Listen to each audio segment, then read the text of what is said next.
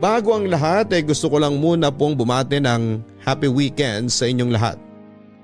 Ako po si Julian, 38 years old at nagtatrabaho bilang ER nurse sa isang private hospital sa Marikina.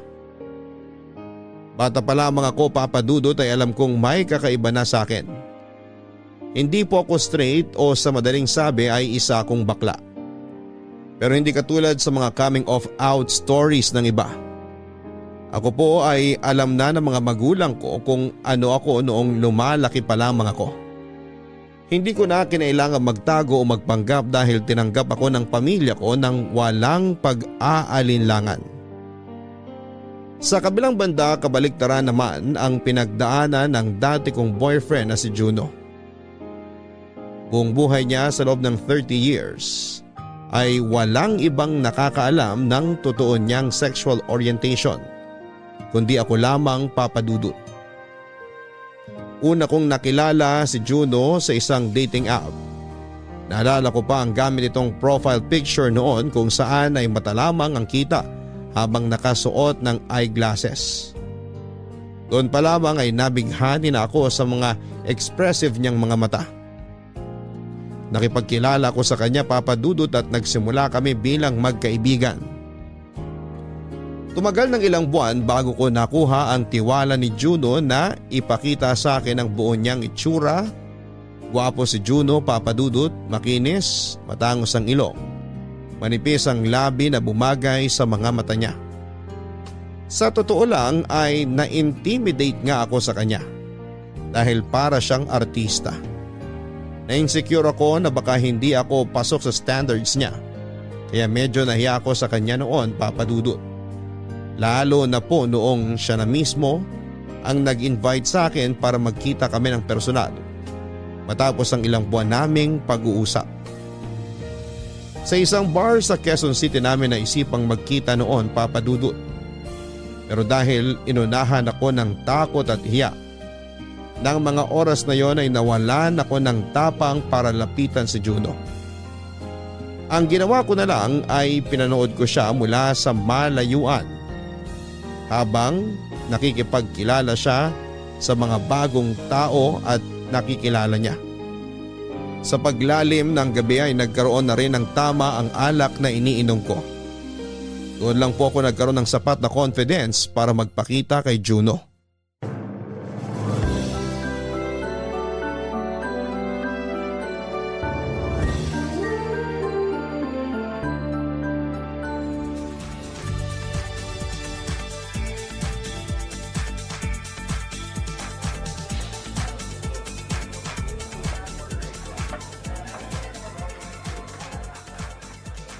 Paano yan?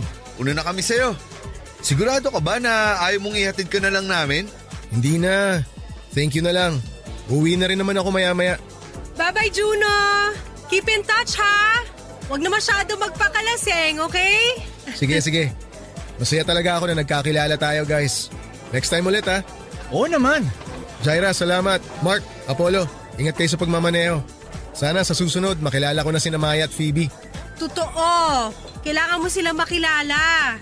Huwag ka mag-alala. I-message kita kapag lumabas ulit kami. Total friends naman na tayo sa FB eh. Okay, sige, salamat. Mag-iingat kayo. Bye! Ikaw din! Bye! Ingat ka ha. O paano? Una na kami ha.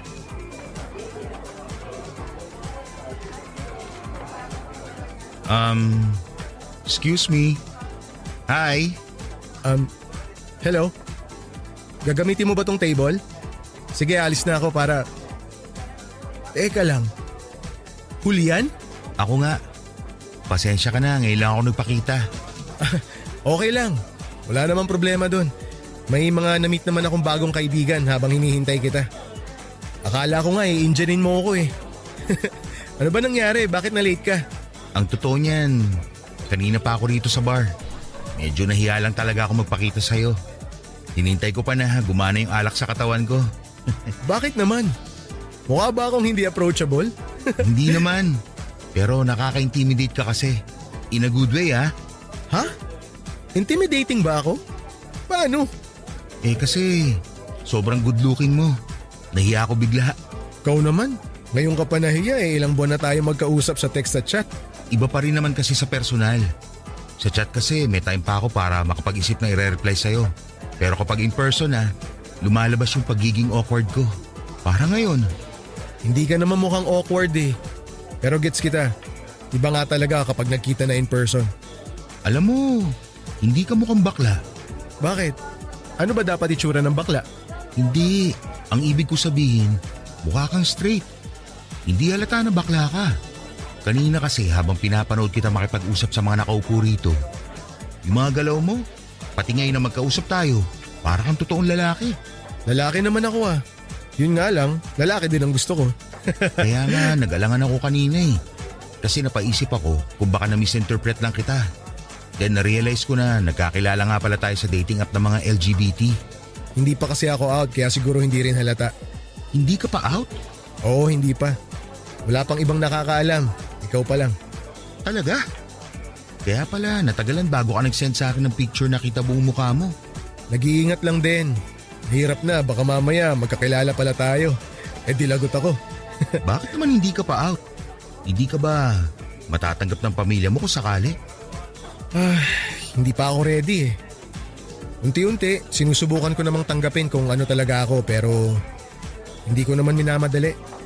First step na yung ginawa kong pag-download ng dating app at nagpakilala sa'yo ng walang pagpapanggap. Nakaka-touch naman ako yung unang tao na napili mo makaalam ng sikreto mo. Kaya dapat, ilibre mo ako ng isang shot bago pa ako tuluyang malasing. Sige ba?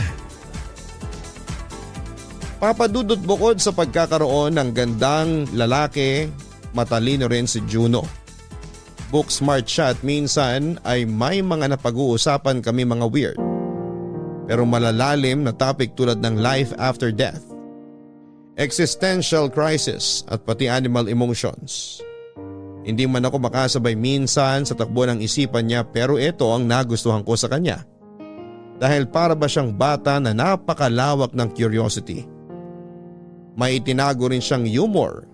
Mahilig siya sa hayop, sa horror movies, sa maanghang na pagkain.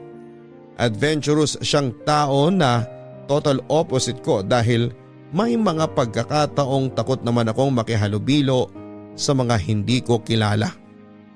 Sa kabila ng pagkakaiba namin ng ugali ay nag-click ang pagsasama naming dalawa ni Juno. Hindi ko man alam kung ano ang nagustuhan niya sa akin ay masaya ako papadudot. Na hindi lumayo ang loob niya sa akin kahit na boring akong kasama in real life. Ang friendship namin ay mas lumalim pa sa mga sumunod na buwan. Hanggang sa siya na mismo ang nagtapat sa akin na may gusto siya sa akin. Nung una ay nag-alangan ako dahil hindi ko inaasahan na magkakagusto sa akin ang isang tulad ni Juno. Sa totoo lang kasi papadudot ay parang langit at lupa ang pagitan naming dalawa. Masyado siyang magaling sa lahat ng bagay, samantalang ako ay walang-wala sa kalingkingan niya. Parang ako patuloy noon ang natakot dahil hindi ko deserve ang isang katulad niya. Pero never pong ipinaramdam sa akin ni Juno na mas mababa ako sa kanya. Kahit natahimik ako ay walang masyadong ambag sa mga usapan, walang presence of mind at clumsy ay palagi niyang pinapaalala sa akin kung gaano niya ako kagusto. Wala kaya tang lakad ngayong weekend Wala nga. Busy yung mga kaibigan ko eh. Tsaka gusto kitang makasama ngayon. Talaga? Bakit naman ako? Tinatanong pa ba yan? Bakit? Ayaw mo ba akong kasama? Siyempre gusto. Recently kasi lagi kayong lumalabas ng barkada mo. Nagsiselos ka ba? Hindi Ikaw naman talaga priority ko eh. Kaya imbitahan mo ako kapag hindi ka busy. Hirap mo kasing imbitahan minsan. Sobrang busy mo sa pagiging nurse mo. Tuwing weekend ka lang available kaya ngayong off mo, ikaw muna sasamahan ko. Hindi ka naman busy ngayon, di ba? Hindi naman. Okay, maganda yan. Gusto mong kumain sa labas? Saan ba? Ikaw bahala. Saan mo ba gusto? Invite mo rin kayo yung barkada mo para makilala ko naman sila. Wag muna ngayon. Next time na lang siguro. Gusto muna kitang masolo eh. Yung mga barkada kong yon, masyado silang clingy. Baka mamaya agawin ka pa nila sa akin. Kung makapagsalita naman to, bakit? Tayo na ba? Sagot mo lang naman hinihintay ko eh. Kung oo ba ako ngayon, ibig sabihin magiging tayo na? Oo naman. Confirmation mo na lang talaga ang kulang. So ano, oo na ba magiging sagot mo? Ano ba kasing nagustuhan mo sa akin? Kailangan ba may explanation? Hindi ko alam eh. Basta na lang, alam mo yun, basta gusto kita. Yun ang nararamdaman ko. Gusto kitang makasama. Gusto kitang makausap araw-araw. Gusto kitang maging boyfriend. Okay, sige na. Oo na. So tayo na? Gusto rin naman kita eh. Pero gusto ko, bago ako pumasok sa relasyon, gusto ko na totoo yung pagmamahal sa akin ng tao. Totoo naman ako ah. Hindi ba ako mukhang sincere sa'yo? Mukha ba ako manluloko? Hindi naman pero, alam mo, ngayon ko lang sasabihin sa'yo pero sobrang perfect mo kasi. Parang too good to be true. Parang nakabingwit ako ng malaking isda tapos parang hindi naman bagay para sa akin. Yun kasi ang nararamdaman ko noon pa lang. Ang hirap lang paniwala na may isang tulad mo na magkakagusto sa akin. Wala ka kasing tiwala sa sarili mo eh. Alam mo, isang napansin ko sa'yo, hindi ka confident. Lagi mong kinukumpara ang sarili mo sa iba, kaya pakiramdam mo mas lamang sila. Pero ibahin mo ako, Julian. Kasi ako wala sa itsura, wala sa estado, o sa kung ano ang mabibigay nila sa akin.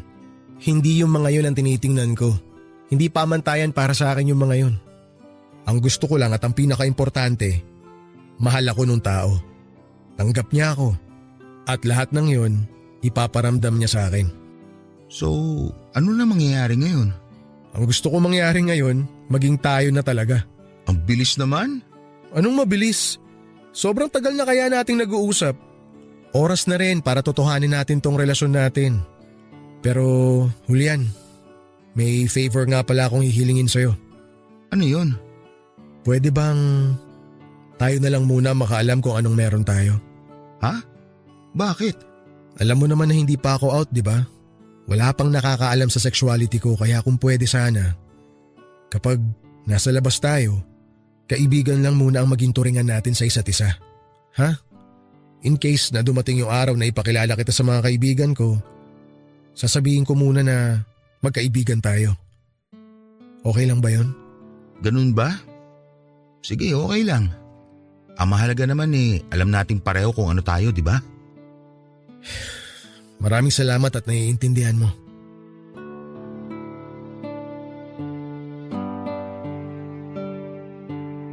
Pumayag ako na itago ang relasyon namin ni Juno, Papa Dudut. Katulad nga ng sinabi ko ay para na ako nakabingwit ng malaking isda sa katauhan ni Juno. Hindi na ako nag-inarte pa at ibinigay ko ang hiling niya, Papa Dudut. Isa pa po ay mahirap namang pilitin ng isang tao na hindi pa ready na umamin sa publiko. Basta ako ay masaya na noon na meron akong karelasyon na katulad ni Juno. Tumagal ang secret relationship namin ni Juno ng ilang taon at sa loob ng mga taon na yon ay walang ibang nakakaalam sa relasyon namin maliban na lamang sa nanay ko, Papa Dudut. Alam ko na nag-promise ako na huwag ipagsabi sa ibang tao ang kung anong meron kami ni Juno. Pero sa pagtagal ng panahon ay mahirap din palang pumasok sa isang relasyon na tago. Kaya noong minsang nagkaroon kami ng misunderstanding ni Juno ay kay mama ako lumapit para humingi ng advice. Bukod kay mama ay wala nang ibang nakakaalam, Papa Dudut. Kung noong una, okay lang sa akin na ilihim ang relasyon namin ni Juno. Sa pagtagal ng panahon ay nakaramdam ako na para bang nagiging imahinasyon na lamang ang relasyon namin. Na kung mawala man si Juno ngayong araw, ni isa, maliban kay mama ay walang nakakaalam na naging kami. Na-realize ko na sobrang hirap palang magkaroon ng secret boyfriend. At eto ang naging dahilan kung bakit nagsimulang masira ang relasyon naming dalawa. Papa Dudut, ang mahirap sa pagiging lovers in private but friends in public na type of relationship ay nawawala ang sense of reality ninyong dalawa. Pakiramdam ko ay parang kami na hindi. Lovey ang tawagan namin in private pero kapag may kasamang iba o tuwing nasa labas ay bro ang tawagan namin sa isa't isa.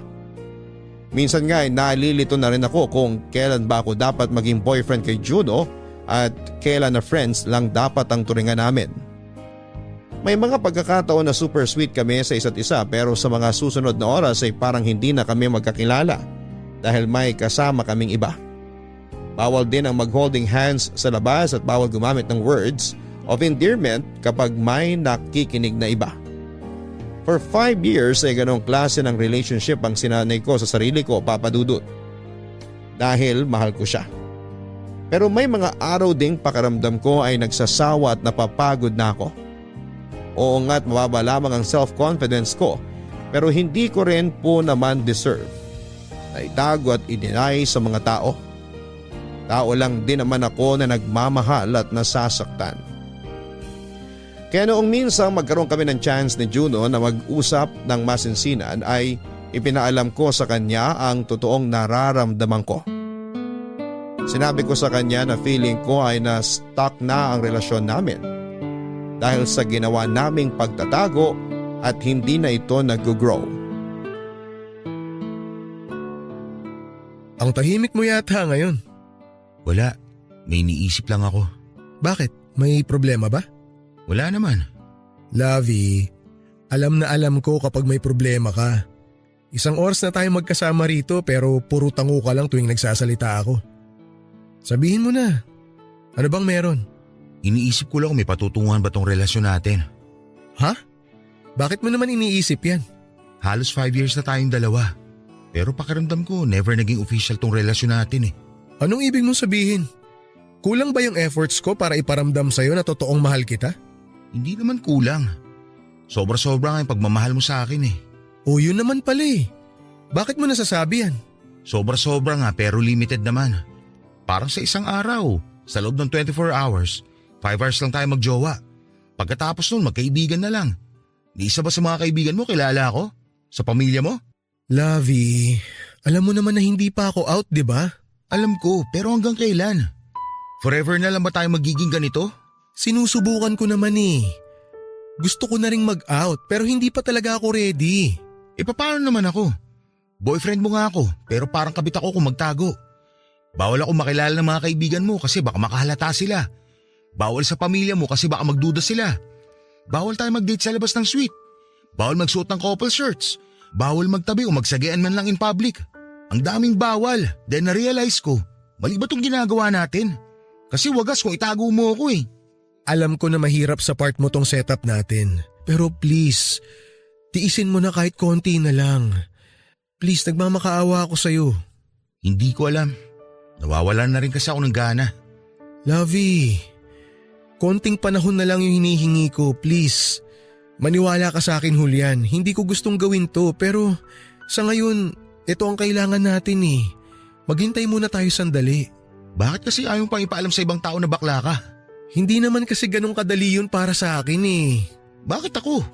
Nagawa ko naman mag-out ng walang kahirap-hirap ah. Kasi maswerte ka dahil may mga magulang ka na mahal ka. Ako may mga magulang ako na sarado ang pag-iisip na hindi kayang tumanggap ng mga bagay na hindi normal sa nakagawian at nakalakihan nilang buhay. Ipaintindi mo sa akin baka sakali matulungan kita. Hindi, sorry pero sa problema kong to hindi mo ako matutulungan. Naalala mo pa ba yung kapatid ko? Yung kuya mo na namatay na? Oo, siya nga. Alam mo bang namatay siyang mag-isa? Hanggang sa huling hininga niya, hindi siya pinatawad ng mga magulang namin. Alam mo kung bakit? Kasi bakla siya. Simula nung umamin siya na bakla siya, pinalaya siya sa bahay. Namuhay siya ng mag-isa. Hanggang sa dinapuan siya ng AIDS. Namatay siyang mag-isa, Julian. Dadalawa na nga lang kaming magkapatid. Pero natiis nila si kuya dahil hindi nila matanggap na bakla ang kapatid ko. Alam mo ba kung anong pressure nun sa akin? Alam mo ba yung takot na nararamdaman ko tuwing iniisip ko na pwede rin mangyari sa akin yun kapag nag-out ako sa mga magulang ko? I'm sorry. Hindi ko alam na ganyan pala ang pinagdadaanan mo. Pero huwag kang mag-alala. Malalaman at malalaman din naman nila ang totoo eh. Kasi gagawin ko rin ang ginawa ni kuya. Mag-out din ako sa kanila kasi mahal kita. Gusto kitang ipaglaban pero sana maintindihan mo na hindi ko pa kaya sa ngayon. Gagawin ko yun, pero hindi pa sa ngayon. Hayaan mo na yung mga sinabi ko. Kaya kong tiisin tong tago-relasyon natin. Basta ipangako mo hindi masasayang tong pagtatagong ginagawa nating dalawa. Dahil ayoko magtiis ng mahabang panahon para sa wala. Promise, hindi masasayang ang pagtitiis na gagawin mo. Hindi kita bibiguin. Salamat. Aasahan ko yan.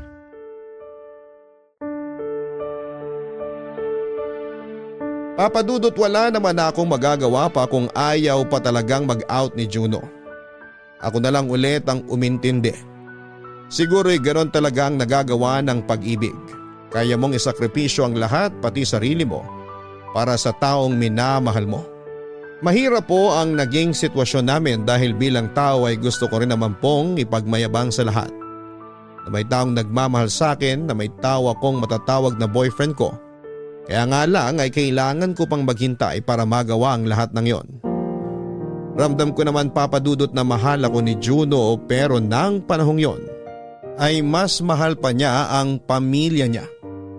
Ayaw din kasi niyang iwan ang mga magulang niya, lalo na tumatanda na rin sila. Siya na lamang ang kaisa-isang anak na natitira para tumingin at mag-alaga sa mga magulang niya. Ang nakakalungkot lang ay ang natatanging anak na nagmamahal sa kanila ay hindi nila kayang tanggapin ang tunay na katauhan. Nakakalungkot na isipin, Papa Dudut, na may mga magulang na kayang ipagtabuyan ng mga anak nila dahil lang sa kanilang sexual orientation. Ito po ang mahirap sa pagiging bakla dahil lagi silang napagkakaita ng kalayaan para i-express ang sarili nila, kaya naiintindihan ko po talaga si Juno. Yun nga lang, sa kabila ng open communication naming dalawa ay nagpatuloy na lumaylay ang relasyon namin ni Juno. Isa na rin po kasi sa naging rason ay nagsimula ko nang maging kaagaw ang mga barkada ni Juno sa oras, lalo na noong mga panahong yon, kung saan ay naging busy na rin ako sa trabaho. Noong anniversary namin ay nag-decide kaming lumabas ni Juno para sana mag-celebrate. Pero sa kasamaang palad ay nagkaroon ng emergency ang isa sa mga kaibigan nito, dahilan para hindi matuloy ang plano namin.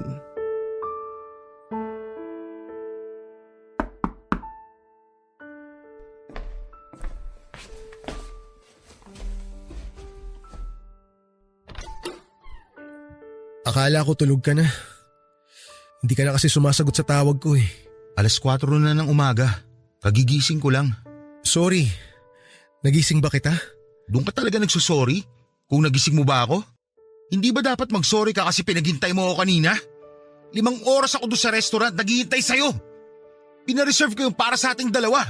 Nakalimutan mo ba? Hindi mo ako sinipot sa date natin, Juno. Mag-e-explain ako.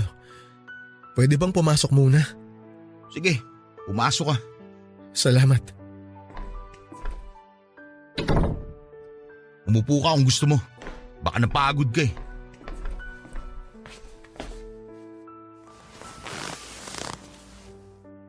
Oh, ano pa hinihintay mo? Mag-explain ka na. Naaksidente si Mark. Kilala mo na si Mark, di ba? Yung lagi kong kinukwento na kaibigan namin na playboy, na first time lang din maging broken. Naglasing siya ng husto. Tapos bumangga siya sa kasalubong niyang sasakyan. Ngayon, Mark naman? Kanina ang sabi mo, malilate ka kasi may emergency yung isang kaibigan mo na si Maya. Kaya ako naghintay ng ilang oras sa lecheng restaurant na yon. Para akong tanga kanina. Inantay kita kasi nga kailangan mong daanan yung Maya na yon na may love problem. Tapos ngayon isa pang kaibigan ng nangangailangan na naman ng tulong? Ano ko ba talaga nila? Kaibigan o therapist? I'm sorry.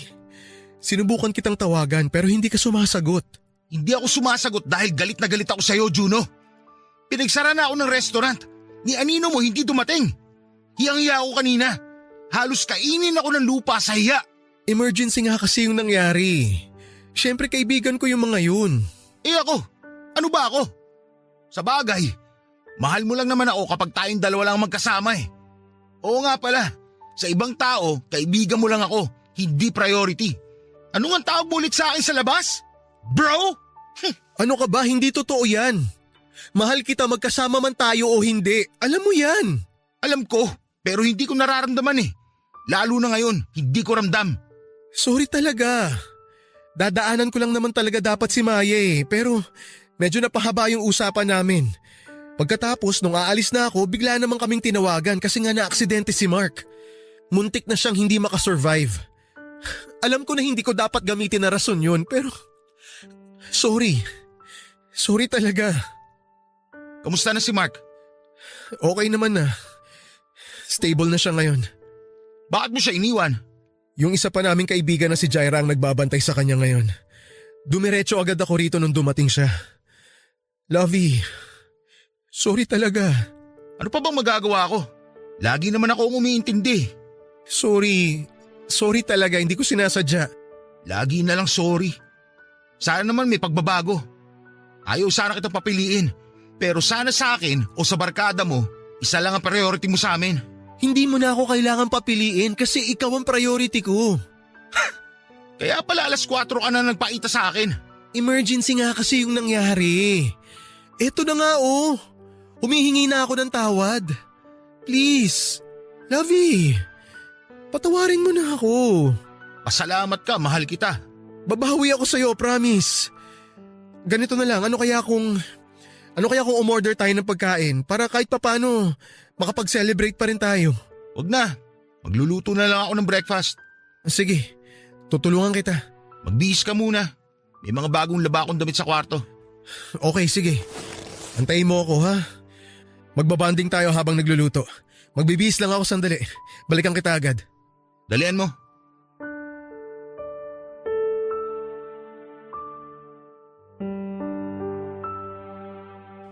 Papadudod sa kasamaang palad after noon ay wala pa ring nagbago kay Juno. Mas priority pa rin niya ang barkada niya. Isang tawag lang nila ay always ready siya to the rescue. Hindi ko naman siya masisisi dahil may pagka people pleaser din kasi si Juno. Sa totoo lang ay pinagseselosan ko na nga ang mga kaibigan niya dahil mas marami pa siyang oras kasama ang barkada niya sa labas kesa sa akin. Kung kami naman ang magkasama ay palagi lang kaming nasa apartment ko dahil hindi naman namin nagagawa sa labas sa mga ginagawa namin in private. Lagi ko noong nire-request na ipakilala na niya ako sa mga kaibigan niya dahil feeling ko ay mababait at understanding naman silang tao. Pero hindi pumayag si Juno. Hindi ko alam papadudot kung ano ang rason niya. Bakit pati sa mga kaibigan niya ay itinatago niya ako. Pero sa huli ay ako na lang ulit ang umintindi kahit na medyo nasasaktan ako sa mga ginagawa niya. Ang nakakainis pa po ay lagi kong pinapalampas sa mga ginagawa niya, kaya siya nasasanay. Isang sorry lang niya ay lumalabas na kaagad ang pagiging marupok ko at pinapatawad ko siya kaagad. Hanggang sa dumating ang isang araw na hindi ko na napigilan ang sarili ko at ako na mismo ang sumubok na magpakita ako sa kanilang magbabarkada nang minsan nagkaroon sila ng lakad. Day off ko noon papadudot saktong Valentine's Day din. Ang plano namin ni Juno ay kakain kami ng dinner sa labas at manonood ng pelikula buong gabi. Pero kinailangan muna niyang kitain ng barkada niya noon bago siya pumunta sa apartment ko. Isa pa ay kailangan daw niyang mag-ready dahil may inihanda siyang surprise para sa akin. Saktong habang nagbibihis siya sa apartment ko noon ay narinig ko ang usapan nila ng kaibigan niya sa phone. Nabanggit ang lugar kung saan sila magkikita at nakaisip ako ng ideya na sundan siya. Pagkaalis niya sa bahay ay naghintay ako ng ilang minuto bago ako lumabas at tinungo ang meeting place nila. Sa isang bakanting lote ito papadudot. Sobrang na-curious ako noon kung ano nga ba ang gagawin nila sa isang bakanting lote sa 10 oras ng gabi sa araw mismo ng Valentine's Day. Noong papalapit na ako sa group ay bigla akong nakita ni Juno. Agad niya ako nilapitan at nilayo sa mga kaibigan niya para pigilan sa plano kong gawin. Nagalit siya sa akin papadudot. Nag-away kaming dalawa ng mga oras na yon ay napuno na rin ako.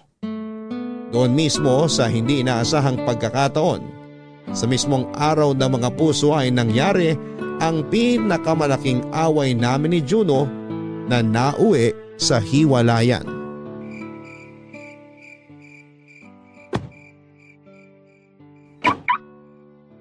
Julian? Anong ginagawa mo rito? Nandiyan ka pala.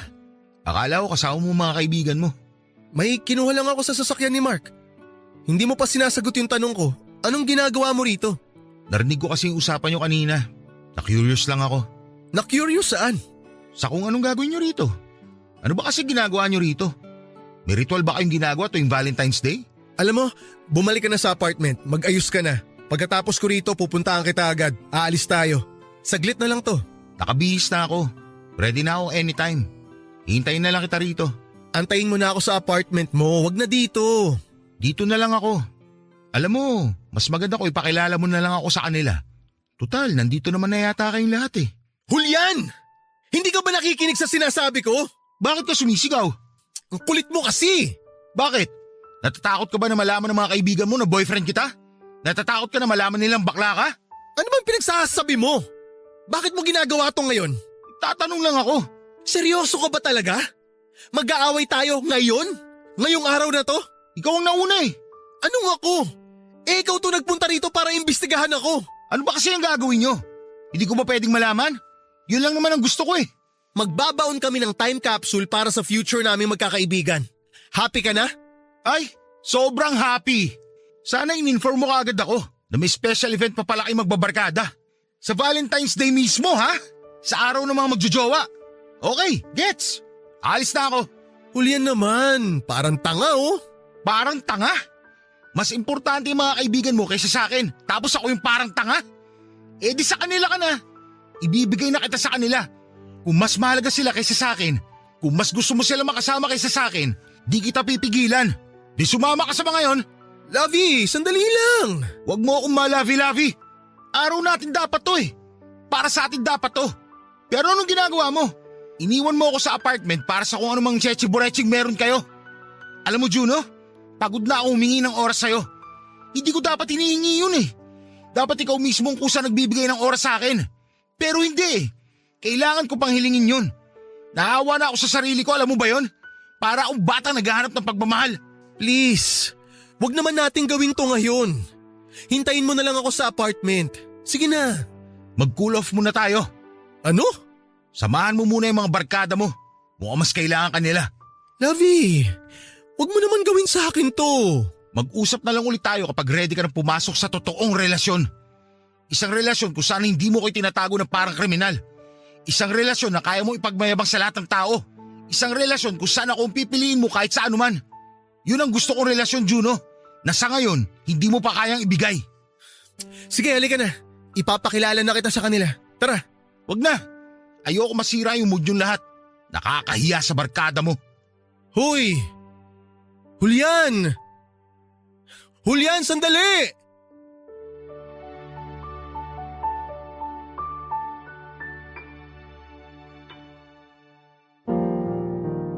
Papadudot ng gabing yon ay sunod-sunod na tawag ang ginawa ni Juno pero hindi ko siya sinagot. Pag-uwi ko ng apartment ay itinulog ko na lamang ang sama ng loob ko. Hindi rin po kasi ako makapaniwala na ako mismo ang nakipaghiwalay kay Juno. Siguro ay napagod na lang din talaga ako dahil sa napakahabang panahon ay laging ako ang nag-a-adjust. This time, gusto ko namang bigyan ng respeto ang sarili ko. Hinayaan ko na lamang muna si Juno kasama ang barkada niya. Pinatay ko ang cellphone ko at natulog ako sa bahay ng mga magulang ko at para na rin samahan silang mag-celebrate ng Valentine's Day. Isa ito sa mga desisyon na hanggang sa ngayon ay pinagsisisihan ko, Papa Dudut. Kung maibabalik ko lang sana ang nakaraan, ay babaguhin ko ang lahat ng mga desisyong ginawa ko noong araw na yon. Pagkagising ko kinaumagahan, Papa Dudut, ay sobrang bigat ng pakiramdam ko. Agad akong bumalik sa apartment para magbihis at pumasok sa trabaho. Akala ko ay normal na araw lamang yon para sa akin. Mabigat lang ang dibdib ko dahil naghiwalay kami ni Juno. Ang hindi ko alam, Papa Dudut, ay may mas masama palang nangyari ng gabing iniwanan ko si Juno. Pagpasok ko sa ospital kung saan ako nagtatrabaho ay nakita ko doon ang mga kaibigan ni Juno. Maga ang mga mata nila dahil sa pag-iyak. Nilapitan ko ang pinakapamilyar sa kanilang lahat, si Maya, para alamin kung anong ginagawa nila sa ospital. Hi. Good morning. Ikaw yung kaibigan ni Juno, di ba? Oo, ako nga. Kilala mo ba siya? Oo, close friend ko siya. Kasama mo ba siya ngayon? Nandito yata kayong lahat na magbabarkada. Hindi mo pa ba nabalitaan? Ang alin? Wala na si Juno. Wala na siya. Patay na siya. Nakausap ko lang siya kagabi eh. Paano wala na siya? Magkakasama kayo, di ba? Oo, nagkita-kita kaming lahat kagabi. Nagkumustahan tapos nagkanya-kanya na ng uwi. Nasabi rin kasi ni Juno na isa-surprise daw niya yung partner niya kaya siya nagmadaling umuwi. Tapos, ano nangyari? Ano nangyari kay Juno? Nabangga siya ng minivan habang patawid sa pedestrian crossing. Yun lang ang nabanggit sa amin eh. Nasaan na siya ngayon? Nasa si Juno? Baka pwede pa siyang i-revive. Teka, sandali lang, huminahon ka lang. Nasaan siya? Nasa morgue na siya. 12 hours nang hindi tumitibok ang puso niya. Hindi to nangyayari. Nagsisinungaling ka. Kuya, okay ka lang po ba? Bitiwan mo ako! Huwag mo akong hawakan! Kasalanan niyo to eh! Kayong magbabarkada, kasalanan niyo to! Kasalanan niyo kung bakit wala na si Juno! Mark! Mark, halika dito! Please! Bakit? Anong meron dito? May problema ba? Hindi ko alam pero bigla na lang nagwawala tong si Kuya Nurse eh. Kakilala rin yata niya si Juno. Kilala mo rin ba si Juno? Kilala? Oo! Kilala ko siya! Pero hindi naman namin kasalanan na nangyari sa kanya eh. Kaya wag mo naman kaming sisihin. Hindi rin namin gusto yung nangyari. Pero kung hindi sana kayo nagkita-kita kagabi, ako dapat ang kasama niya. Hindi dapat siya na-aksidente. Hindi dapat siya mag-isa nung gabing yun. Sino ka ba? Kung kaibigan ka niya, bakit ngayon ka na namin nakita? Huwag mo akong tinatanong kung sino ako dahil kaibigan lang kayo ni Juno. Oo, tama ka. Kaibigan niya nga kami. Ramdam ko rin ang pinagdadaanan mo ngayon kasi kaibigan din namin siya. Hindi lang niya ako kaibigan. Boyfriend niya ako. Ha? Boyfriend? Ano pinagsasabi mo? Ikaw ba yung pupuntahan niya dapat kagabi? Ako nga. Pero mas pinili niya samahan kayo, hindi ako. Alam niyo ba na sobrang galit na galit ako sa inyo? Kasi inagaw niyo sa akin ang atensyon niya. Tapos ngayon sasabihin niyo sa akin na wala na siya? Na wala na ang boyfriend ko? Huminahon ka lang, okay? Hindi namin alam na may boyfriend si Juno. Hindi nga namin alam na bakla siya. Gusto mo ba siyang makita? Kung gusto mo siyang makita ngayon, puntahan mo na siya ngayon kasi kukunin na siya mamaya ng mga magulang niya. Nasa morgue siya ngayon. Kasalanan niyo lahat to. Tandaan niyo yan.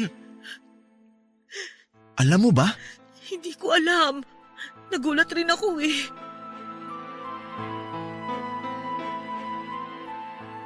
Papadudot dala ng emosyon ay nasabi ko ang katotohanan sa barkada ni Juno. Wala din naman ng rason para itago ito dahil patay na si Juno. Ayon sa kanyang death certificate ay namatay si Juno dahil sa internal bleeding at brain injury.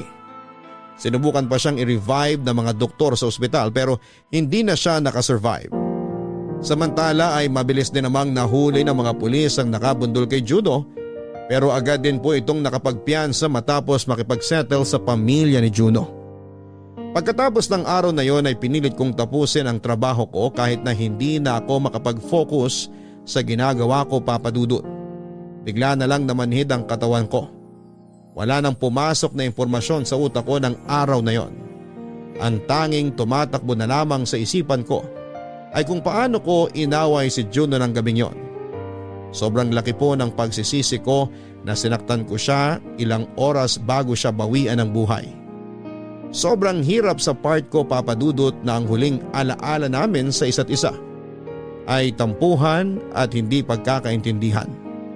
Kung kailan ako sumabog ay saka naman nangyari ang bagay na yon.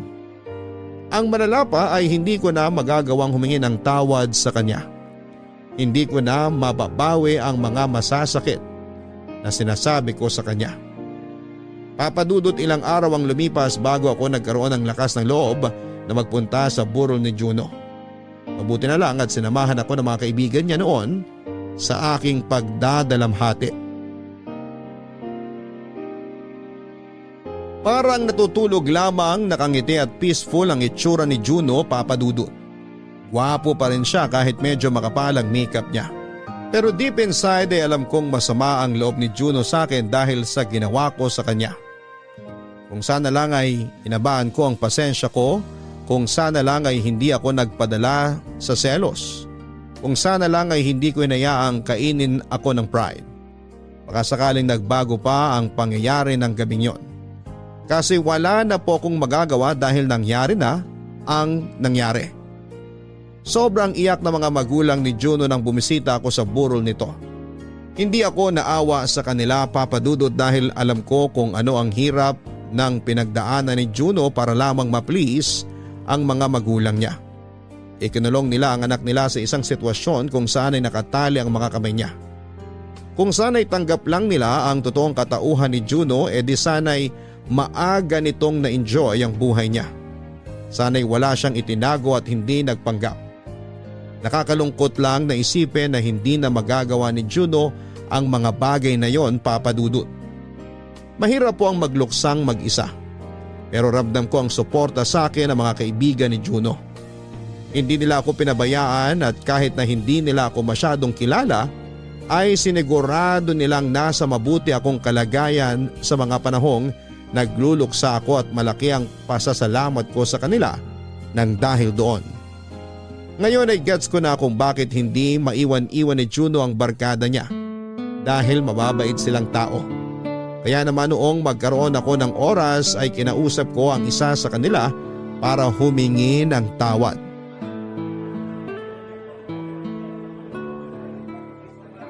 Sorry kung naabala kita. Hindi naman. Maaga akong natapos sa trabaho kaya marami akong time ngayon. Jaira, tama ba? Oo, ikaw naman si Julian? Ako nga. Nasabi sa akin ni Maya at Mark na ikaw daw ang boyfriend ni Juno. Sorry pala nung araw na yon. Sobrang nadala lang talaga ako ng emosyon kaya kung ano-ano na nasabi ko. Okay lang, wag mo nang intindihin yun. Lahat naman tayo na shock sa nangyari eh. Kaya anuman ang nagawa natin nung araw na yon, lahat valid. Pero hindi ko alam na may boyfriend pala si Juno. Wala talaga nakakaalam. Siguro nagulat din kayo lahat nung malaman yung bakla siya. Sobra! Pero at the same time, nag-guilty rin kami kasi sa tagal ng pagkakaibigan namin, hindi kami aware sa totoo niyang sexuality. Ayaw niya talagang ipaalam. Ako lang siguro ang taong nakakaalam ng sikreto niya. Matagal na ba kayong dalawa? 5 years na kami. Talaga? Matagal na pala at never naming nalaman. Ang galing ni Juno magtago, ha? Masikreto talaga si Juno. Ganun naman yun eh. Karaniwan nga, sinasarili lang niya ang mga problema niya. Gusto kasi niya na siya mismo magbibigay ng mga solusyon sa mga problema niya sa buhay. Sobrang selfless niyang tao. Sinabi mo pa. Alam mo ba na siya ang takbuhan namin pagdating sa love problem? Ang hindi namin alam, maging siya pala may sarili ding problema. Kung nag-open lang sana siya sa amin, hindi kami nagigilty ng ganito ngayon. Yun nga ang hindi maganda sa kanya eh. Palagi niyang inuuna ang problema ng iba kaysa sa sarili niyang problema. Yun ang hindi ko na-realize. Na ako lang ang tanging sandalan ni Juno sa mga problema niya. Lalo na't ako lang ang pwede niyang sabihan ng mga pinagdadaanan niya. Ang tanga ko kasi eh. Pinairal ko yung pagiging sarado ng utak ko. Kung pwede lang sanang bugbugin ang sarili ko, matagal ko nang ginawa. Huwag mong sisihin ang sarili mo. Wala namang may gusto sa nangyari. Pero sana, mas napagaan ko ang loob niya bago siya namatay. Namatay na lang siya na masama ang loob dahil hiniwalayan ko siya nung time na nakipagkita siya sa inyo. Kaya pala matagal siyang nawala. Ang sabi niya sa akin, pinalitan niya yung bagay na ilalagay sana niya sa time capsule. Para saan ba kasi yung time capsule na yun? Para sa barkada namin. Para sa future namin. Tapos after 10 years, bubuksan namin yung ibinuo naming time capsule para makita ang difference ng buhay namin noon at buhay namin ngayon. Anong nilagay ni Juno sa time capsule nyo? Hindi ko alam eh. Basta papel na nakatupi. Feeling ko sulat. Tapos after 10 years nyo pa bubuksan? Oo, sa 2028 pa. Mas naging meaningful tuloy yung time capsule na yun dahil sa nangyari. Yun na ang memories naming magbabarkada. Mga ala-ala kung kailan buo pa kami. Mabuti nga kayo, may magandang memory. Ako kasi, yung huling memory ko sa kanya, sobrang pinagsisisihan ko talaga. Kilala naman natin si Juno. Hindi yun nagtatanim ng sama ng loob. Gets niya lahat ng nangyayari. Kaya gets din niya kung bakit nakakagawa tayo ng pagkakamali. So, ikaw pala dapat yung pupuntahan niya nung Valentine's Day? Lalabas sana kami para kumain pero may iso-surprise daw siyang tao. Katatapos lang namin mag-away nun eh. Dahil sa sobrang sama ng loob. Pinatay ko yung phone ko tapos kinamama na ako natulog. Kung alam ko lang talaga, sana hinintay ko na lang siya matapos. Sana hindi ko na lang siya inaway. I'm so sorry, Julian. Alam kong sobrang sakit ng nararamdaman mo ngayon. Sa totoo lang, hindi siya maipaliwanag sa salita sa sobrang sakit. Ang magagawa lang namin sa ngayon suportahan ka. Nandito lang kami. Kaming barkada ni Juno para alalayan ka. Maraming salamat.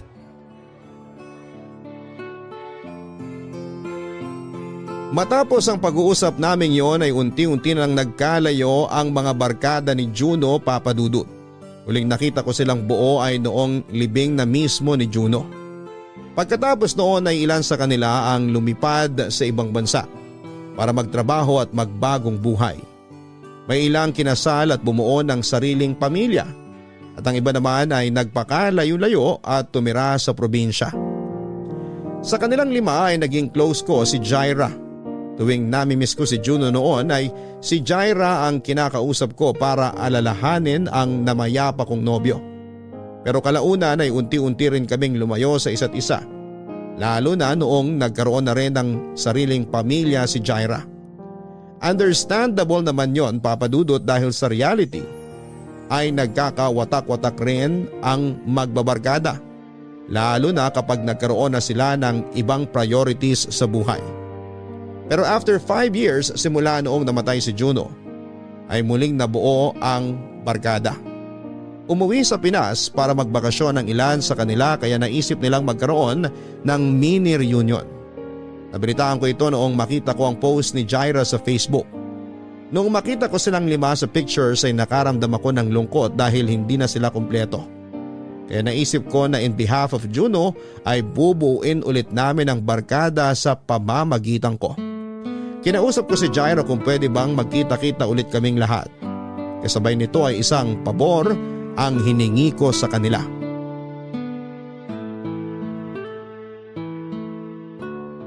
Nandito na ba ang lahat? Roll call nga tayo. Ang dating lover boy na loyal husband na ngayon, Mark? Always present. Ang bilyonaryang si Maya? Baka bilyonarya naman. Present, ma'am. Ay yung babaeng nagpakalayo-layo para hanapin ang sarili. Nahanap na ba niya ang sarili niya? Sorry, the old Phoebe can't come right now, but the new Phoebe is here. Taray naman ito ni ate girl. At ang Canadian citizen na si Apollo? Of course, present. Yung dating NBSB ng barkada. Hindi na po ako NBSB dahil happily married na ako ngayon. May humahagod na dyan ngayon kay Jaira. Ano, Jaira? Alam mo na ang feeling? I like that. And lastly, naaalala niyo pa ba si Julian? Ang boyfriend ng best friend ng lahat na si Juno. Oo naman, no? Ayun, so nag-request nga si Julian na kitain tayong lahat dahil may hihingin siyang favor. Julian.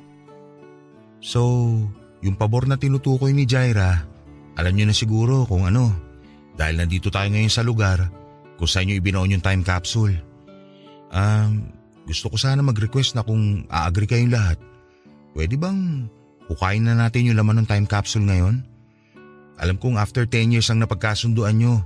Pero sobrang tagal pa kasi nun at hanggang ngayon, hindi pa rin maalis sa isip ko kung ano yung inilagay ni Juno sa time capsule nyo. Kaya nung nakita ko kayo nabuo ulit, sinamantala ko na yung opportunity para sana mag-request sa inyo. Okay lang ba? Okay lang sa akin. Sa akin din. Ako? Hindi na ako interesado sa laman ng time capsule kasi hindi maganda ang memory ng bagay na nilagay ko doon.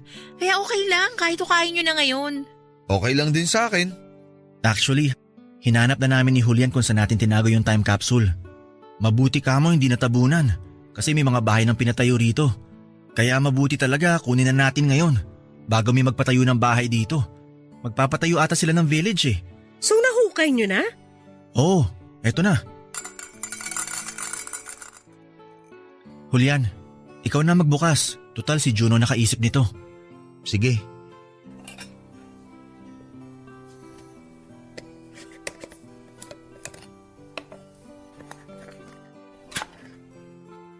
Kanino tong 20? Oh, akin yan. Natupad mo ba yung promise mo? Oo naman. Hindi na lang 20 ang laman ng bulsa ko ngayon. May credit card na, may debit card na, may platinum card. Lahat na ng card! Ito. Ay, yung wedding ring na yan? Akin yan. Tapon nyo na lang. Di ko na kailangan. Amin na lang, isasanla ko. Itong bracelet. Sa akin yan. Bracelet to ng girlfriend ko. Itong picture. Obviously sa'yo, Jaira. Salamat. Aba, wala nagbago sa itsura ko Then itong papel kay Juno? Sa kanya nga, yan yung sinasabi ko na last minute pinalitan ni Juno. Sa pagkakatanda ko, maglalagay siya sana ng rainbow flag eh. Kaya pala rainbow flag! OMG! Oo nga! O ano? Anong meron dyan sa papel? Sulat. Love letter. Para sa akin.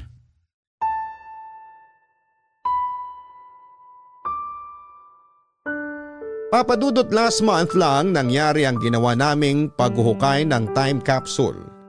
Pagkatapos noon ay nagsibalikan na ang lahat sa kani-kanilang buhay. Nangako kami sa isa't isa na once a year ay magkakaroon kami ng reunion para alalahanin si Juno.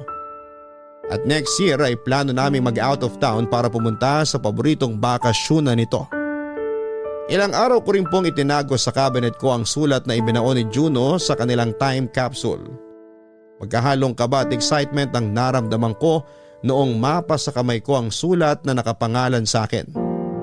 Noong magkaroon ako ng sapat na tapang para basahin ito ay kinain ako ng sari-saring emosyon. Isa itong love letter para sa akin. Nakalagay doon ang mga struggle ni Juno at kung paano siyang nasasaktan tuwing idinideny niya ako sa publiko. Araw-araw ay lagi siyang nananalangin na sana'y dumating na ang araw na makayanan niyang magtapat sa kanyang mga magulang. Ang araw na yon ay noong Valentine's Day sana, Papadudot. Pagkatapos nilang ibaon ang time capsule ay plano niya akong sunduin sa apartment at ipakilala sa mga magulang niya. Plano na dapat niyang mag-out sa mga magulang niya ng gabing yon pero sa kasamaang palad ay hindi na siya nakarating sa apartment dahil nabangga siya ng van. Nakalagay din sa sulat kung gaano niya ako kamahal at gagawin niya ang lahat para makabawi sa lahat ng sacrifices ko. Isinulat niya ito para na rin may balikan kami after 10 years para alalahanin na ang araw kung kailan nakipag-break ako sa kanya ay ang araw din na napagtanto niyang mas mahalaga ako sa kanya kumpara sa masasabi ng mga magulang niya. Plano niya akong suyuin ang gabing yon pero tadhana na rin siguro ang nagdesisyon. Isang mapagpalang araw sa iyo, Papadudut. Bago ko po simulan ang lahat ay gusto ko lamang i-explain sa listeners ng Barangay Love Stories ngayong tanghali na hindi lang po ako ang nagpadala ng sulat sa inyo, Papadudut, kundi 6 kaming magkakaibigan. Last month lang kasi ay nabuo ulit ang barkada namin after 5 years at napagkatuwaan naming isulat ang sari-sarili naming story para na rin alalahanin ang kaibigan naming namayapa na. Nakagawian na kasi naming makinig sa inyong programa noong magkakasama pa lamang kami. Kaya naging core memory na po kayo sa aming magbabarkada. Nag-decide kaming ipadala sa inyo ang kwento namin para naman maranasan din naming mag-share ng story sa inyo, Papa Dudut. Tawagin niyo na lamang po ako sa pangalang Jaira. 35 years old na po ako sa ngayon at isang housewife. Magsisimula po ang kwento ko 10 years ago at kung papaano nabuo ang barkada namin. 6 po kaming magkakaibigan. Una ko nakilala ang best friend kong si Phoebe, nakababata at classmate ko mula grade school hanggang college. Sa parehong school noong college naman namin naging kaibigan si Maya, na kalaunan ay naging roommate ni Phoebe.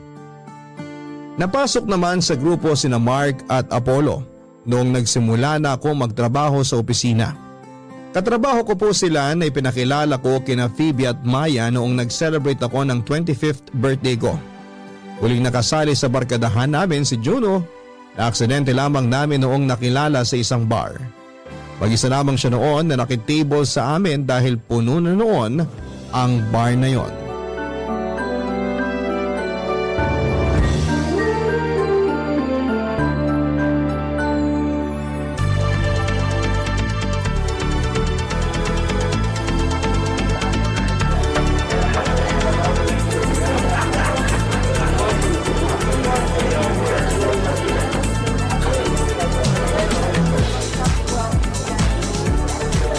Grabe!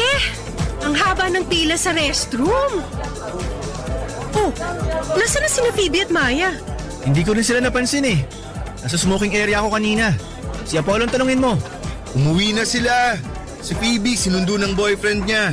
Si Maya, luminja na naman tulad ng dati. Ang daya talaga ng mga babaeng yun. Iniwan ako. Di ka na nasanay eh, laging sila ang unang umaalis sa inuman. Oo, kayong tatlo. Mabuti nga ngayon, ikaw nakatagal ka. Hindi kaya tayo nahanap ng girlfriend mo ngayon? Nagpaalam naman ako. Minsan sa relasyon, kailangan nyo rin ng time for yourself. Yun ang secret para magkaroon ng long-lasting relationship. Sus! Nakachamba ka lang kasi mabait yung girlfriend mo. Alibasa, ikaw Mark, never mo pang natry tumagal sa relasyon. At least maraming na-try. Huwag mo namang iparamdam sa akin na wala akong jowa. Excuse me. Sorry sa abala pero may nakaupo ba rito? Wala na po. Umuwi na yung nakaupo dyan. Pwede mo nang kunin yung upuan kung gusto mo. Actually, hindi ko kailangan ng upuan. Kailangan ko sana ng table. Pinalis kasi ako sa table ko eh. Pinaalis ka? Bastos naman ang nagpaalis sa'yo. Sino yung mga yan para mapagsabihan? Hindi. Mali pala yung term na ginamit ko. Hindi pala ako pinaalis. Ako yung umalis kasi ako lang yung nakaupo dun sa malaking table. Yung kabilang grupo, nagsisiksikan sila dun sa isang table. Nahiya naman ako kaya umalis na lang ako. Kaso ayoko pa sanang umuwi. Kaya, pwede ba akong makijoin sa inyo? Oh, sure! Dito ka na lang. Total, umalis na yung ibang kasama namin. Okay lang ba? Nakakahiya kasi. Okay lang, no worries. Salamat. Ano palang mga pangalan nyo? Ako si Jaira. Mark, ito naman katabi ko, ang lover boy namin, si Apollo. Nice to meet you guys. Ako pala si Juno. So, bakit ka naman mag-isa? Wala lang. Trip ko lang. Kaso, wrong timing yata. Ang dami palang tao ngayon. Sabado kasi. Punong-puno talaga mga bar ngayon. Kaya nga eh. Hindi ako na-inform. Ngayon lang din kasi ako lumabas. Hindi naman talaga ako mahilig uminom. Sayang, hindi mo naabutan yung dalawang kaibigan namin. Sina Phoebe at Maya. Hindi rin mahilig uminom yung mga yon. Tingin ko kaya sinundo si Phoebe kasi lasing na yun. Nirason lang yung boyfriend pero ang totoo, malapit na naman siyang sumayaw sa dance floor kung sakali. Ganun yun pag lasing eh. Matagal na ba kayo magkakaibigan? Medyo matagal na rin. Itong sina Mark at Apollo, workmates ko. Tapos yung kinukwento naming sina Phoebe at Maya, college friends ko naman. I see. Ang saya siguro magkaroon ng maraming kaibigan, no? Oo naman! Pwede rin kasing magtikiman. Hoy! Bastos talaga ng bunganga nito. Biro lang. Bakit ikaw, Juno? Wala ka bang friends? Meron naman, pero di tulad yun na pwedeng ayaing lumabas para mag-party. Konti lang din kasi mga kaibigan ko eh, tapos yung iba sobrang busy na sa buhay. Oo, dito ka na lang sa amin. Tong si Jaira, Timid lang tingnan pero party girl yan. Kalad ka rin. Pwede mong ayain kahit saan. Hindi kaya. Pwede kang join sa amin. Kaya nga kami nagbabar para makakilala ng bagong kaibigan. The more the merrier, di ba? Totoo ba? Nakakatuwa naman.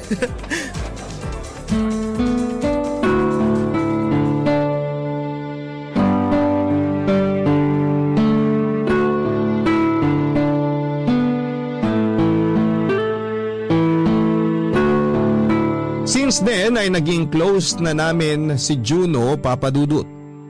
Tuwing lumalabas ang grupo namin para kumain, mag-inom or mamasyal ay lagi naming iniimbitahan si Juno. Hanggang sa tumagal ay tuluyan na rin siyang naging parte ng barkada namin. Papadudod sa isang barkadahan minsan ay hindi may iwasan na may mga taong nagkakainlaban. Ako na po ang best example noon dahil na-fall po ako sa isang kaibigan, si Mark. Pero ang feeling ko po na yon para sa kabarkada ko ay pilit ko pong itinago. Kilala kasi si Mark na babaero. Siya ang pinaka-playboy sa grupo. Hindi ko nga po alam kung may hinahabol ba siyang kota pagdating sa mga girlfriends dahil sobrang bilis niyang magpalit ng nobya. Marami siyang bad record pagdating sa pag-ibig dahil hindi siya marunong magseryoso sa relasyon. Isa pa po ay sobrang high maintenance ni Mark. Siya ang pinakamayaman sa aming lahat, siya ang taga-libre. Sasakyan niya ang laging gamit namin tuwing lumalabas. Sobrang taas ng social status niya, Papa Dudut. Maliban doon ay sobrang good looking din siya.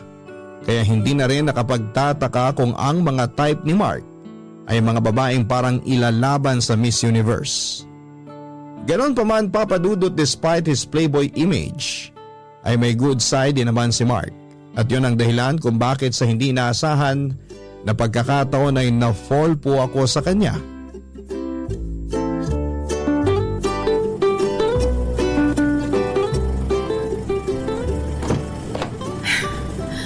Oh, nasaan na yung iba? Nauna na sila, sumakay yung dalawa kay Apollo. Ba't ang tagal mo? Sorry, nalate ako. Okay lang. 30 minutes lang naman kami naghintay sa'yo. Sorry na, tinanghali kasi ako ng gising eh. Yan kasi. Hilig makipagpuyitan sa mga kachat. Wala akong kachat, no? Masama lang kasi pakiramdam ko. Oh, bakit? May sakit ka? May sinat. Naligo kasi ako agad kahapon kahit basa ako ng pawis. Kaya yun, nilagnat ako. Pero okay ka na. Medyo masakit katawan ko ngayon actually. Check mo dyan sa may glove compartment sa harapan mo. May pain reliever ako dyan.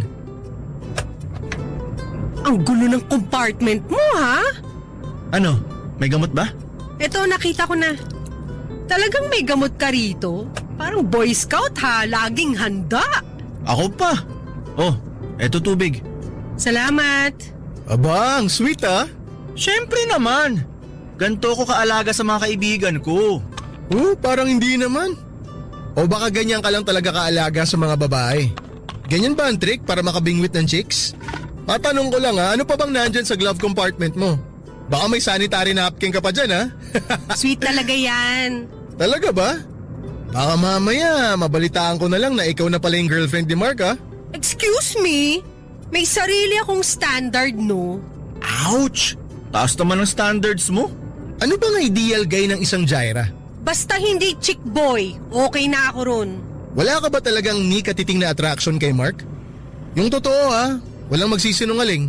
Wala! Never ako ma-attract kay Mark, no? Kala mo naman to. Di rin naman ako magkakagusto sa'yo. Good! At least nagkakaintindihan tayo. Sayang, bagay pa naman kayo. Naku, tigilan mo ako dyan, Juno. Huwag mo akong itulad sa mga babae ni Mark na madaling mabola. Tumigil lang nga kayong dalawa. Basta ako, may love life. May love life nga, temporary lang naman. At least meron. Turuan mo naman si Jaira kung paano magka-love life. Baka sakali magkaroon na rin siya ng boyfriend sa wakas. Di ko kailangan ng boyfriend. Masaya na ako sa buhay ko. Kaya kong alagaan ang sarili ko. Woo! Di na yan magkaka-love life. Tatandang dalaga na yan. Bakit nyo ba ako pinagtitripan? Kasi nga, late ka. Pinaghintay mo kami ng 30 minutes, kaya ito napala mo. Grabe kayo sa akin. Maawa naman kayo. kayo. May sakit nga yung tao, di ba? Sabihan mo na yung iba na mag-order na sila para sa atin. Para kain na agad tayo pagdating. Sige, ako na. Tatawagan ko si na Phoebe.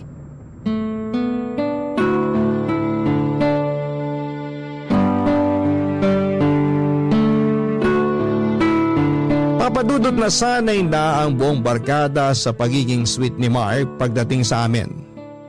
Pero iba kasi ang naging dating nito sa akin. Sigurado ako na karamihan sa mga kababaihan ay agree sa akin kapag sinabi kong nakaka-inlove talaga ang mga lalaking maalaga.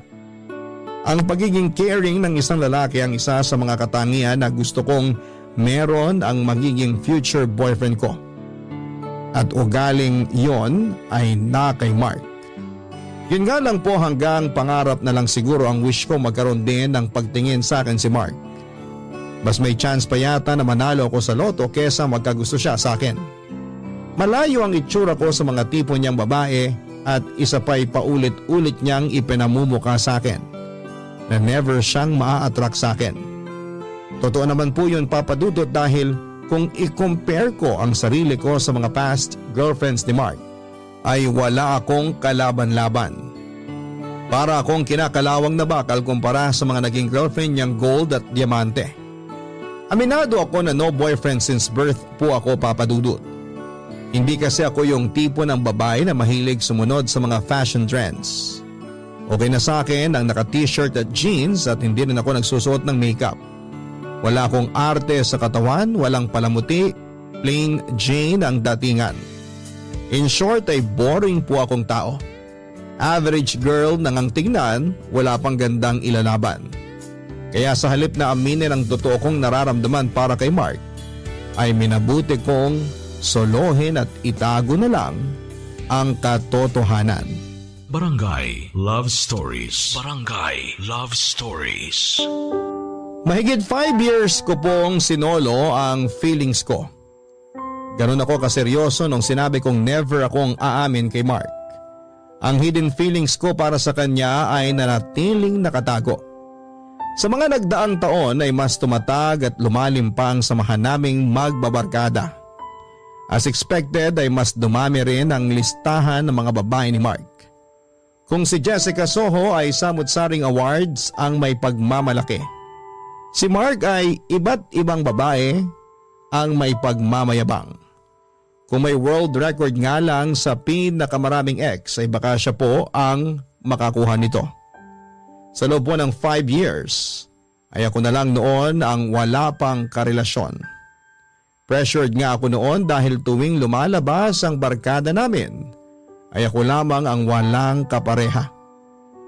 Sa aming anim, si Phoebe ang unang nagkaasawa. Si Apollo naman ay proud pa rin sa kanyang long-time girlfriend. May ka-live-in na noon si Maya kasama ang nobyo nito samantalang si Juno ay may sarili na ring partner. Lagi nga akong inaasar noon ng grupo na magmadre na lamang ako kung wala akong planong maghanap ng jowa.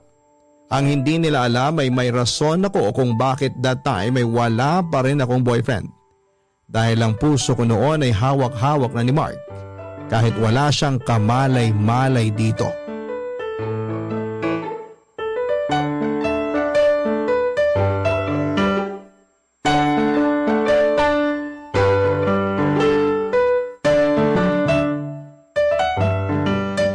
Oh, ayan na yung madre. Huwag niyo akong simulan ha. Wala ako sa mood ngayon. Menopause na ba agad? Ikaw, Mark, lagi ka na lang nang aasar. Tigilan nyo na nga si Jaira. Di na kayo naawa. Wala nang ang jowa, iniinis nyo pa. Isa ka pa, Apollo. Aalis talaga ako, bahala kayo dyan. Porkit wala rito si Phoebe na kakampi ko, kinaganyan niyo na ako. Bakit ba kasi ayaw mo pang pumasok sa relasyon? Eh, ba't ba kayo nakikialam? Ang sungit naman, nagtatanong lang eh. Gusto ata niyang dalhin sa hukay yung title niyang NBSB eh. Gusto mo ba turuan ka namin kung paano lumandi? Sige nga, Juno. Turuan mo nga.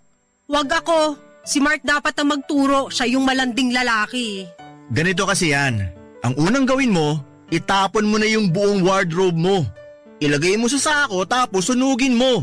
Kasi kahit sinong lalaki, makita palang fashion sense mo, aatras na agad. Nagdadamit ako for comfort. Hindi ako nagdadamit para magpa-impress ng lalaki. Bakit palagi niyong iniisip na kaya nagpapaganda ang mga babae para sa inyong mga lalaki? Masyadong misogynistic, ha? Jaira, kami lang naman concerned sa'yo. Huwag mong masamain ang tulong namin. Oy, wala ka na itutulong sa akin, Mark. Kayo, lakas niyo mang asar. Kapag ako nakasama ko sina Maya at Phoebe, mag-girl power din kami para asarin kayo mga lalaki. Gusto mo bang hanapan ka namin ng blind date? No thanks. Ako, may irereto ako sa'yo. Alam niyo guys, salamat sa concern ha, pero happy ako maging single. Being single means freedom. Kaya kong gawin lahat ng gusto ko nang walang nagbabawal sa akin. Pero seryoso nga, wala ka bang ni isang tao na natitipuan sa buong buhay mo? Meron, si Alden Richards. May Alden Richards na tayo ah. Andyan si Marco. Lalayo ka pa ba? Di ba nga? Change topic na nga. Bakit ba ako naka-hot seat ngayon? Last question. Kung liligawan ka ba ni Mark, sasagutin mo siya? Hindi. Hoy, hindi rin naman kita liligawan. Lakas maka-romcom ng dating niyong dalawa. Nangangamoy enemies to lovers. Hindi ko siya liligawan kasi nahanap ko na yung the one for me. Pang ilang beses mo nang sinabi yan. Para ka nang sirang plaka dyan. Ano pa bang definition mo ng the one? The one! Yung the one na gusto mong makasama habang buhay. The one na gusto mong pakasalan. The one na gusto mong maging nanay ng mga anak mo. Mukhang finally magsiseryoso na ang pinaka-playboy na lalaki sa balat ng lupa. Totoo na ba talaga yan? Totoo na to. Si Megan na talaga. Megan pa ang pangalan niya? So kailan mo siya ipapakilala sa amin? Malapit na. Huwag kayong mag-alala. Sana nga siya talaga. Parang may nasasaktan na. Ikaw, Juno ha? Tigilan mo nga ako.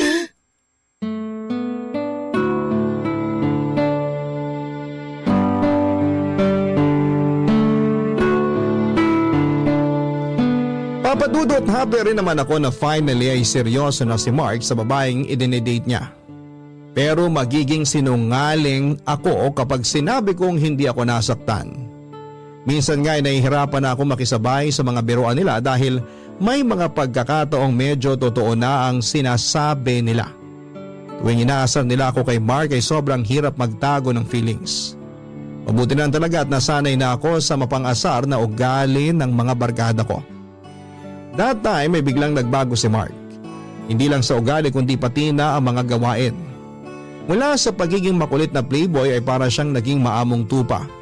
Siguro totoo nga na powerful ang love dahil kaya nitong baguhin ang isang tao.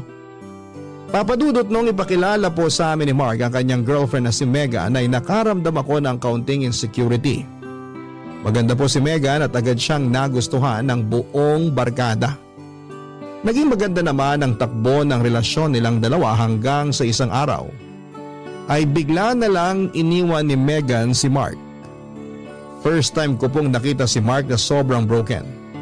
First time lang niyang umiyak dahil sa babae at bago ito para sa amin. Bilang ako po ang parang pinakatakbuhan ng barkada tuwing problema, ay ako po ang nilapitan ni Mark for comfort. Nagsalo kami sa isang inuman kung saan ay nilabas niya sa akin ang lahat ng dinadala niyang sakit.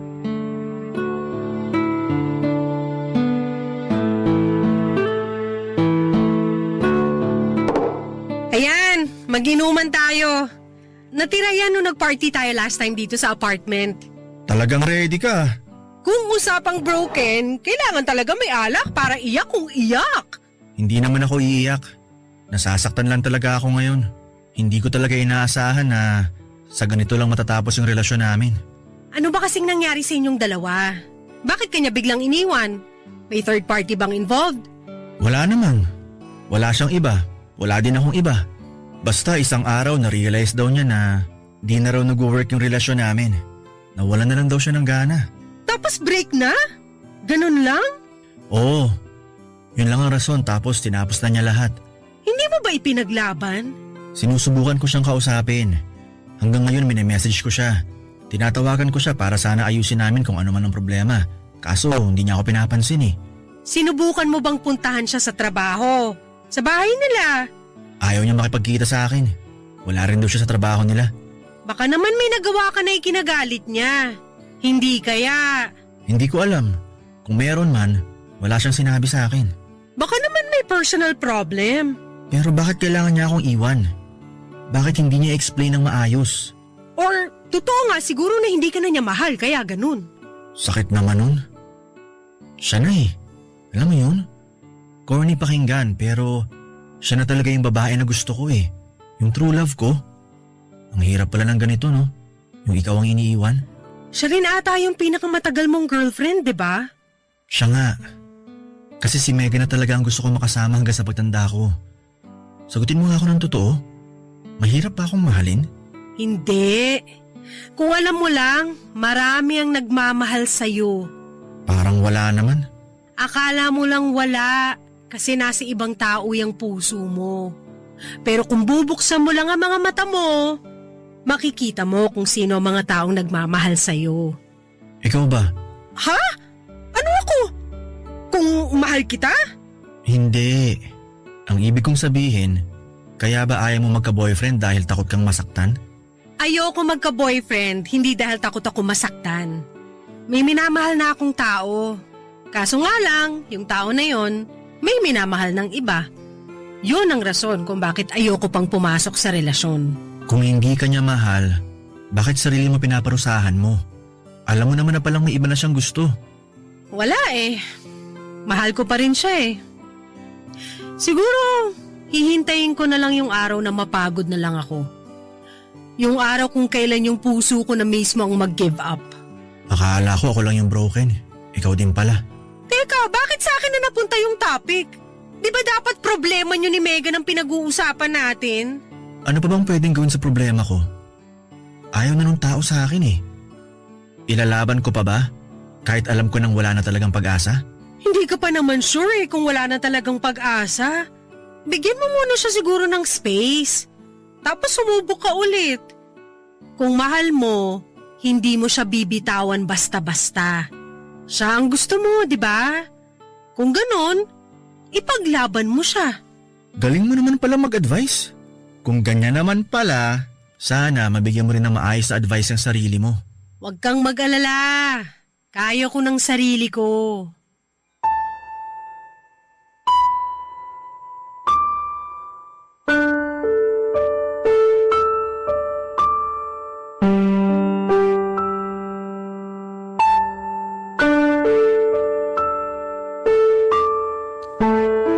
Papadudot, buong gabi naming pinagsaluhan ni Mark ang alak habang pinag-uusapan namin ang mga problema namin sa love life. Binigyan niya ako ng mga advice habang wala siyang kamalay-malay na siya na pala ang tinutukoy kong lalaki na matagal ko nang minamahal. Nagkaroon kami ng deep talks at doon ko lang na-realize na marami din palang tinatagong personal issues si Mark, lalo na sa kanyang pamilya. Sa kabila ng pagiging happy-go-lucky nito ay marami rin pala siyang pinagdadaanan. Gusto ko sana noong tawagan pa ang iba pa naming barkada para magkakasama-sama kami. Kaso nga lang ay may trabaho naman noon si Maya. Si Phoebe naman ay nasa out of town kasama ang asawa niya, samantalang si Apollo ay binabantayan ng girlfriend niya sa ospital. Out of reach naman si Juno, Papadudut.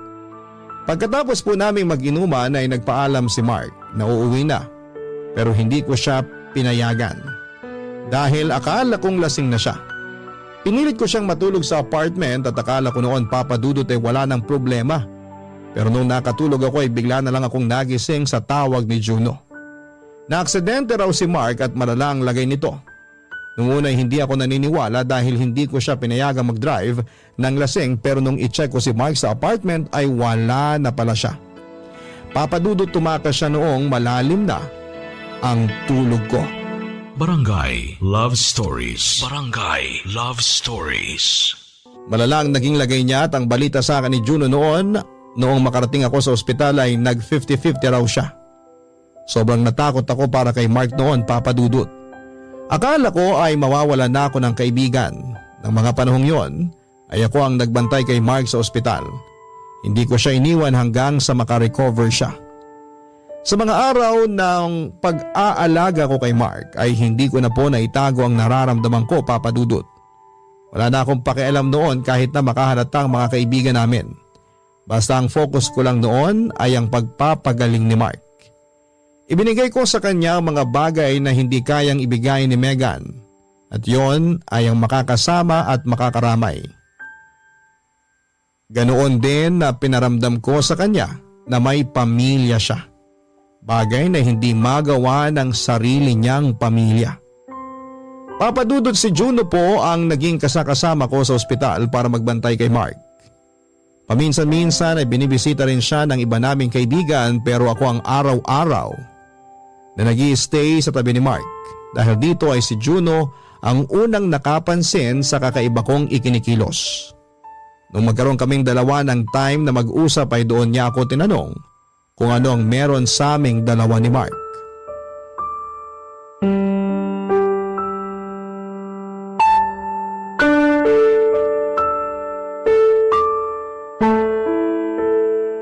Kumusta na yung inaalagaan mo? Ayun, nagpapahinga na. Ikaw, di ka ba magpapahinga? May trabaho ka pa bukas, di ba? Uuwi na rin ako mamaya.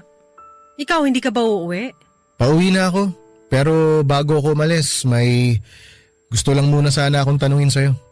Ano yun? May something ba sa inyo ni Mark? Sa amin? Wala! Bakit mo naman nasabi yan? Actually, matagal ko lang napapansin yan. Hindi lang ako nagsasalita pero napapansin ko na talaga na iba ka pagdating kay Mark. Paano iba? Kailangan ko pa ba talagang i-explain?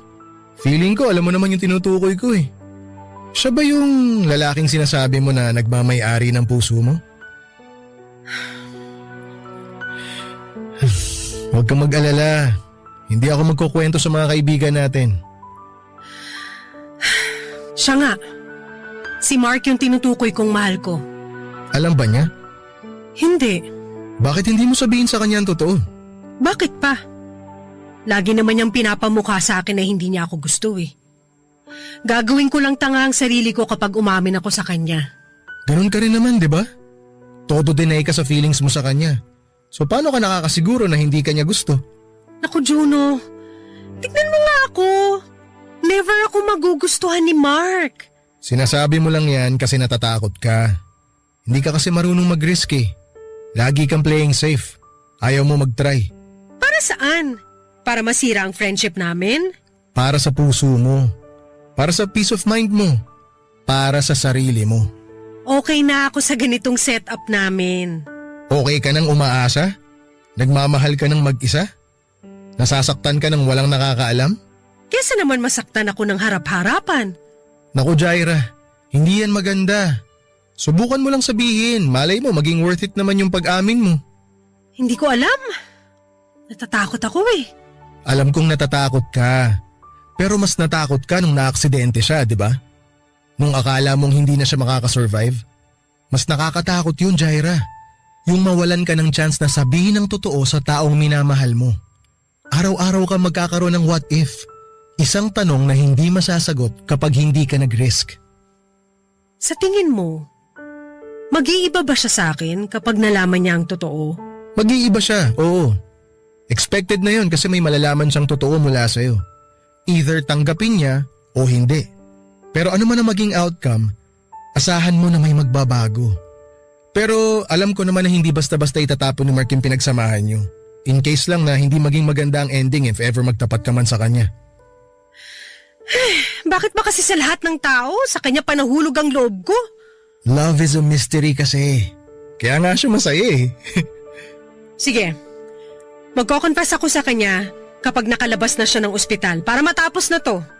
Good luck. Nandito naman ako kapag nangailangan ka na makakausap. Salamat. Pero favor naman Juno, wag na lang natin tong sabihin sa iba. Ha? Sure. Makakaasa ka. Tikom ang bibig ko sa sikreto nating dalawa.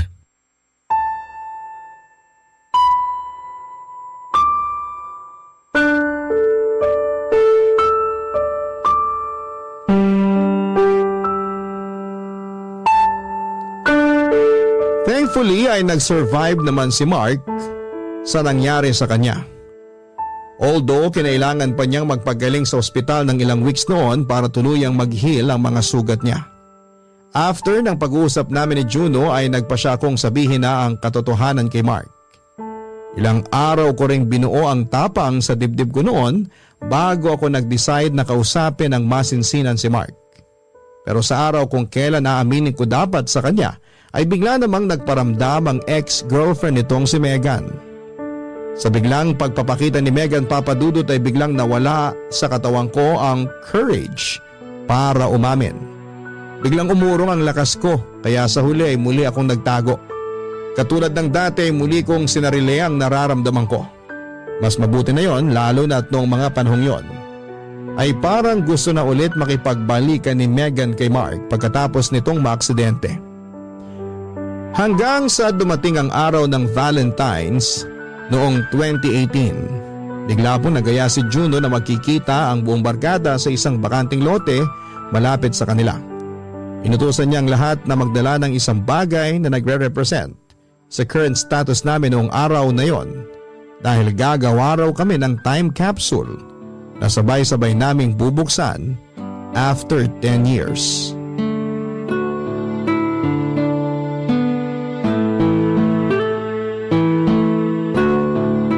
Napagod ako dun ah. Time capsule lang binuo natin pero parang daig ko pang nag-workout. Oh, ano nang gagawin natin ngayon? Maghihintay tayo ng 10 years tapos huhukayin natin ulit to. Ang dami mo talagang alam, Juno.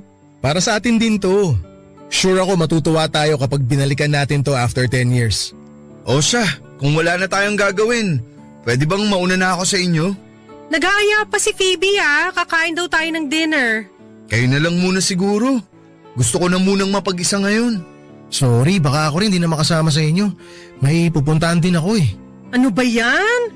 Broken na nga tayong lahat ngayong Valentine's Day, hindi pa tayo magkakasama-sama. So kami na lang mga girls ang lalabas. Ikaw Mark, sasama ka ba? May lakad din ako eh. Next time na lang siguro. O sige, tara na. Kanya-kanya na muna tayo. Wait lang, mauna na kayo. May sasabihin lang ako kay Mark. O sige, mauna na kami. Bye guys. Ingat kayo pa uwi. Jaira, good luck ha. Salamat.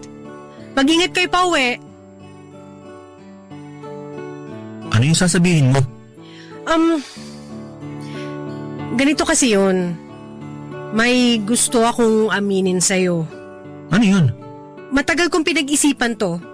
At ngayon lang ako nakapag-decide na sabihin to sa'yo dahil dyan sa time capsule na naisip ni Juno. Okay. Ano nga yun? I like you, Mark. Matagal na ako may gusto sa'yo. Sa akin? May gusto ka sa akin? Oo, pero alam ko naman na wala akong chance sa'yo. Sinasabi ko lang to para wala na akong tinatagong sekreto. Sorry pero kaibigan lang talaga ang tingin ko sa'yo ngayon, Jaira. Alam ko naman. Expected ko na rin na yan ang magiging sagot mo. Jaira, sorry ah. Hindi mo kailangang humingi ng tawad. Hindi mo naman kasalanan na wala kang gusto sa akin eh. Kahit na. Sorry pa rin dahil hindi ko kayang ibigay yung inaasahan mo sa akin. No worry, sino ba naman ako, di ba? At least confirmed, alam ko na yung sagot. Hindi ko na kailangang umasa pa. You deserve better, Jaira. Deserve mo ng lalaki magmamahal sa'yo ng totoo. Hindi man ako yun pero I pray na one day sa tamang lalaki na mapunta ang puso mo. Thank you. Ikaw din. Sana maging masaya ka na sa love life mo. So ito pala yung rason bakit may pa-time capsule pa si Juno. Broken daw kasi tayo kaya gusto niyang ayusin ang mga problema natin sa araw mismo ng Valentine's Day. Sa totoo lang, yan din ang gagawin ko kaya hindi ako makakasama sa inyo. Pupuntahan ko si Megan. Talaga? Oo. Magsisimula kami ulit. Congrats kung ganun. O sige, umalis na tayo. Baka hinihintay na ako nila Phoebe at Maya. Sige, mag-ingat kayo. Nga pala, pwedeng sa atin na lang dalawa tong nangyari? Wag na sana nating i-share to sa barkada? Sure. Huwag ka mag-alala.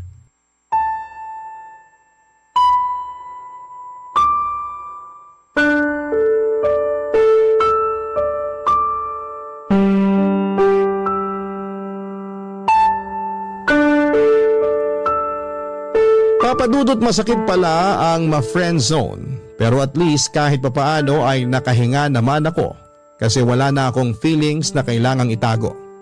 After ng confession ko kay Mark ay wala namang nagbago sa pakikitungo niya sa akin.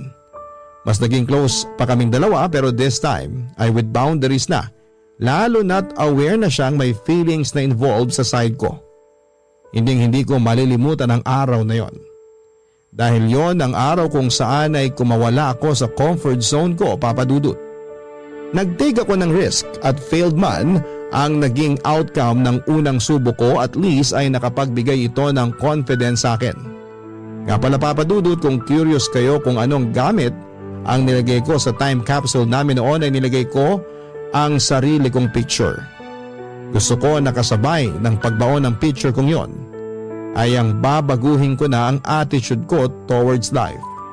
Hindi na ako matatakot na magsabi ng totoong nararamdaman ko sa mga tao. Mas magiging risk taker na ako. Magiging open na sa mga feelings ko. Yun po ang ginawa ko the following years, at eto ang dahilan kung bakit ko nahanap ang true love ko. Sa ngayon ay isa na po akong housewife kasama ang asawa kong si James at dalawa naming anak. Simula nung nagkaroon kami ng sari-sariling pamilya ay hindi na po nabuo ang barkadahan namin until last month nung nagkaroon kami ng reunion. Isa sa kanila ang nag-migrate na sa ibang bansa, ang isa naman ay hinahanap pa ang kanyang sarili at nasa kalagitnaan ng pagse-self-love. Isa naman ay nagtatrabaho abroad at ang isa ay payapa na ang buhay sa probinsya.